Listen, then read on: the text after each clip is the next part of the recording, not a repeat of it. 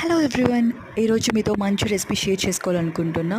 అదేంటి అంటే baby weight gain కోసం మనం ఒక మంచి స్నాక్ రెసిపీని చూద్దాం. ఫస్ట్ దానికి ముందుగా కావాల్సిన ఉద్దిపప్పును త్వరగా వేయించుకొని తర్వాత దాన్ని మిక్సీకి పెట్టాలి. సో చల్లారాక మిక్సీకి వేసుకోవాలన్నమాట. మిక్సీకి వేసుకొని వీడియోలో చూపించిన విధంగా ఒక ఫైన్ పౌడర్ అనేది సాఫ్ట్ టెక్స్చర్ పౌడర్ అనేది రావాలి. సో అలా వచ్చిన పౌడర్ని పక్కకు తీసి పెట్టుకోండి.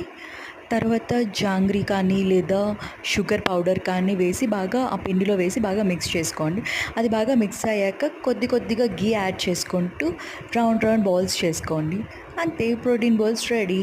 డైలీ ఈ బాల్స్ని మన పిల్లల స్నాక్ రొటీన్లో యాడ్ చేయడం చాలా బెటర్.